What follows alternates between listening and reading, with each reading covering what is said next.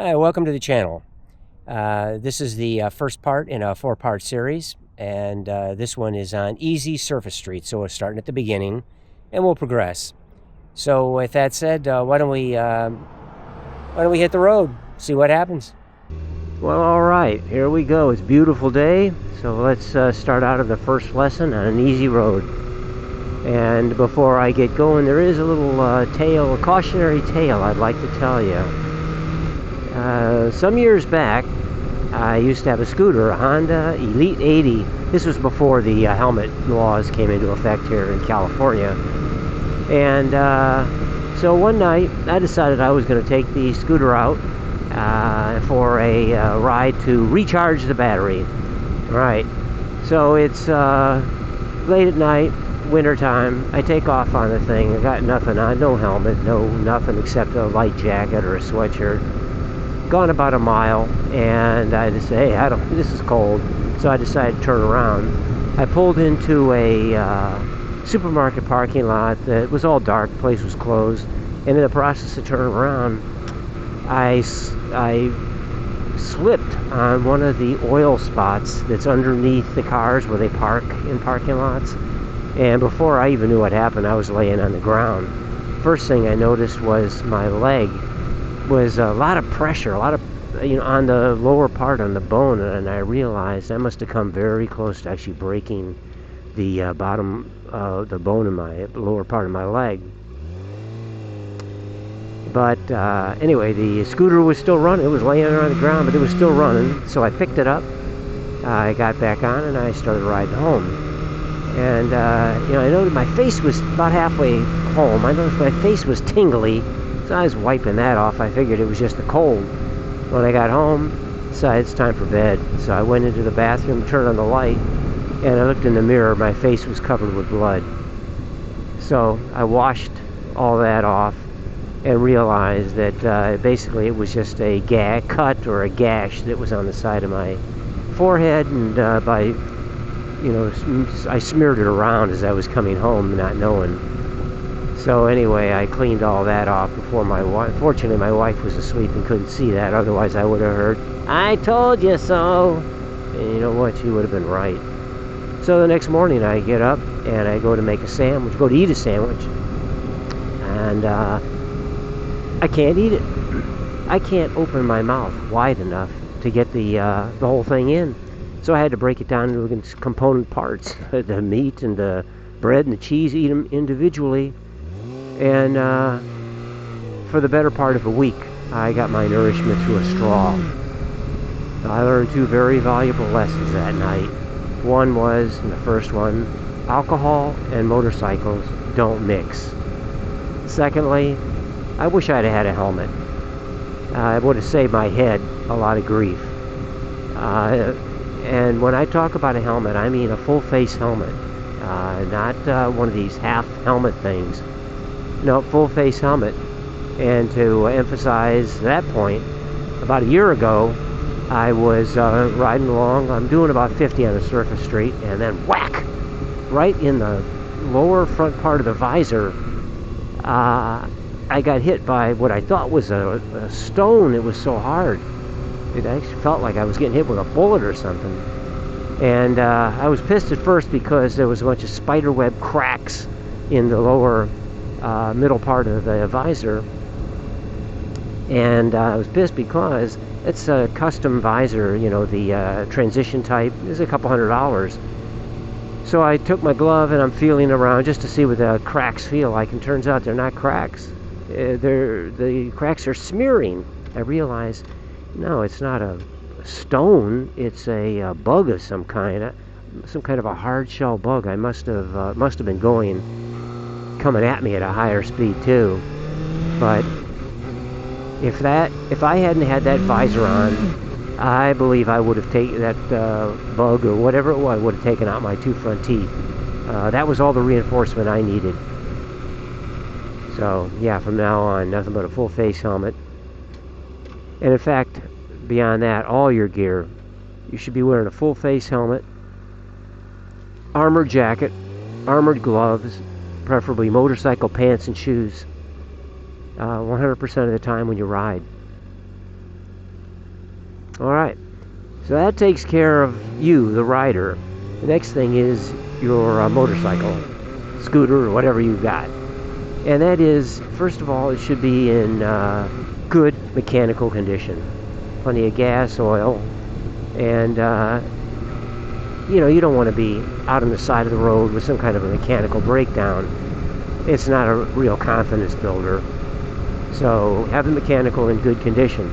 However, the most important part of your motorcycle or scooter is going to be the tires.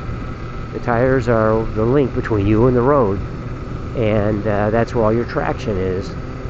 So the first thing is tires have to be in good shape, and plenty of tread, but most importantly, they have to have the proper inflation. And for that, the manufacturer of the tire or the motorcycle will tell you usually it's like 3642 front to back, but you should check that.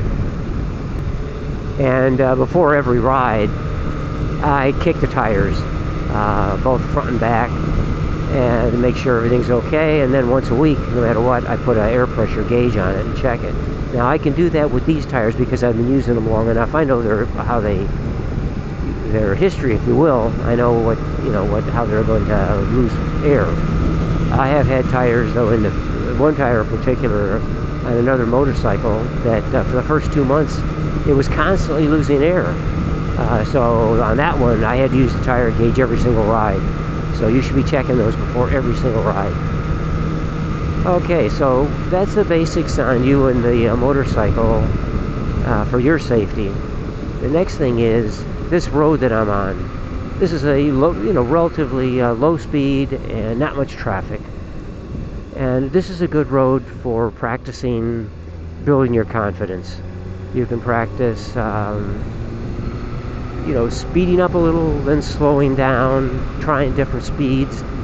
Also, if you're going to be trying to avoid an accident, there's basically two ways. As a beginner rider, there's two ways that you can do it. You can either slow down as in an emergency stop, slow, or you can swerve. Swerving involves just doing something like this, preferably on a straight line if you can, but whatever, an emergency. The other is stopping. Now, most modern motorcycles that you can get now, if you as an option anyway, have ABS, analog brakes. The older ones didn't. So, if you've got analog brakes and you grab a big handful of brake lever, those brakes are going to probably save your butt. They're going to be a little bit longer to stop, but it'll be better. It'll probably save you. If you don't, then you better start practicing your braking technique. And that involves not grabbing a big handful of brake in an emergency, which is going to be tough to do, probably even for any experienced rider. That's your first inclination. But for that, I do recommend that you use a parking lot. Out on the road is not a good place to do that. So use a parking lot for that, and for your slow maneuvering, such as U-turns, and also the friction zone.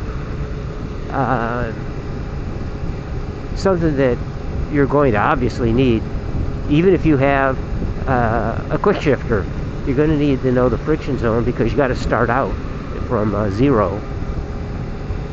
So play around with that. Again, once on the parking lots. All right, so the next thing to cover is the MSF course. That's the Motorcycle Safety Foundation. Before you should start riding, you should take this course. I did, and I found it very valuable. They'll start you out on 125 or 250cc motorcycles, which are smaller, lighter weight, easier for new riders to manage and handle. So you'll get a chance to see what those are like, and that might influence, if you haven't already bought a motorcycle, might influence the type you want to buy. because there are lots of different types. The other advantage to the MSF course here in California anyway is that you can skip the DMV riding portion of the test. And when I took the MFS course, I was surprised. A lot of guys were doing it for just that reason, because if you're new and you've got a bigger or a heavier bike, I didn't have to take that course because I didn't have to take that part of the test because I took the MSF course, but I understand that's a real help. So I strongly advise that you do that. You'll also get to talk to other people that are in the course, what their kind of experiences are, and the instructors. So you should be working on the MFS course too. And one of the last things I want to say is you should be watching YouTube for motorcycle crashes.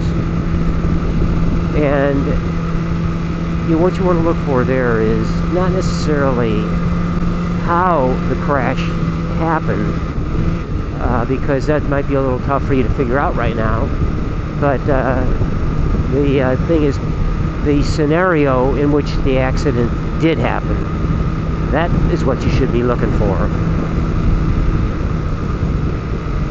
By studying these, and I looked at many of them as I was learning to ride the motorcycle, but by studying these things, it will greatly help your appreciation for understanding the dynamics of what causes accidents, and hopefully not to put yourself in a situation that can cause one of those. These things are very useful for that.